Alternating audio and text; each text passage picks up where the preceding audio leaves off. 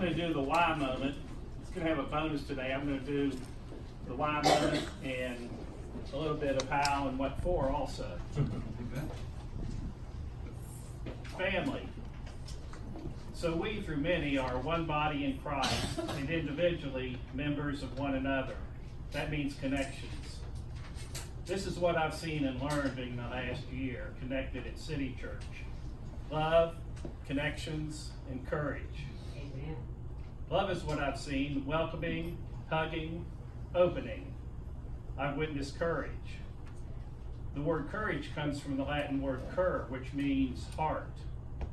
I've learned a little bit about word nerds too. Amen. I've seen wholehearted people. I've seen people being vulnerable. I watched a TED Talk not too long ago from a lady named Bryn, and she talked about vulnerability. One of her talks had an interpreter. An interpreter asked her, "What's the sign for vulnerability?" And she went like this. And she said, "What's that?" And that's weak knees. She said, "Are there any other signs?" And the interpreter said, "Yes." "Oh, I like that one. It's open." Amen. Vulnerability is courage, not weakness. I've experienced more vulnerable and more courage and more joy. The more courage, the more joy. Amen. Right, Eddie? Yes. I've loved hearing stories about people tell about their former life and then their Christian life. Full of wholeheartedness. From hot mess to faithful witness. Amen. That's family. Amen. Amen. Worship. I've probably said the name Jesus more this year than the last 5 years. Amen.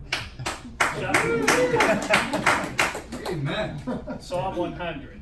Shout for the joy of the Lord, all the earth. Worship the Lord with gladness. Come to him with joyful songs. Know that the Lord is God. It is he who made us, and we are his. We are his people, the sheep of the pasture.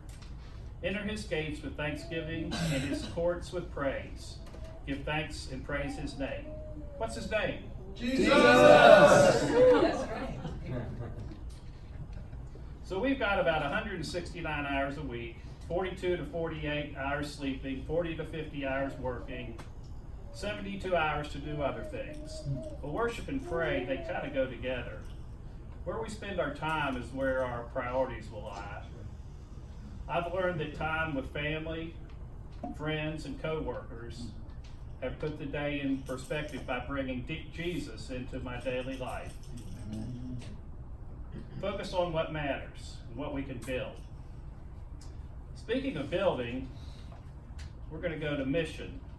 I love the Todd saying that says, God gave us the plan, all we have to do is run the play. That's right. Amen. Ecclesiastes, 2 are better than 1 because they have a good return for their labor. If either of them falls down, one can help the other up. But pity anyone who falls down and has no one to help him up. Also, if 2 lie down together, they will keep warm. But how can we keep warm alone? Though one of us may be overpowered, 2 can defend. Here's the how. I have seen wonderful and heard stories about work being done by the members of City Church. The laws at Rebuilt, the volunteers at the City Mission, the Good News Club, First Steps with Terry, and wow, Brooklyn and her mission trip. Amen. Wow.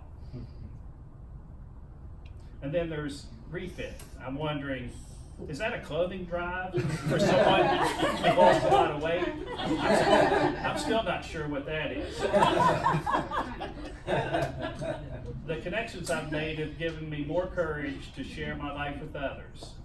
By the D group and daily reading of Word, I've equipped myself to tell more people about the story of Jesus. This is due to Phil Smith and members of my D group, Amen. especially Phil, who has invested considerable time in me. Amen. The examples to model are not just Sunday, but every day of our lives, every hour, the text, the journals. I don't know how Phil gets any work done. I like spending time with my new connections, John, Eddie, Todd, Jim, Stephen, Paul.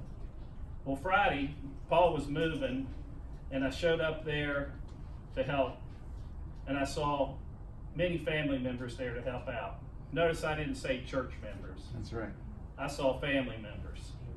It looked a little more like family than church to me, and I'm sure Paul and Renee felt the same.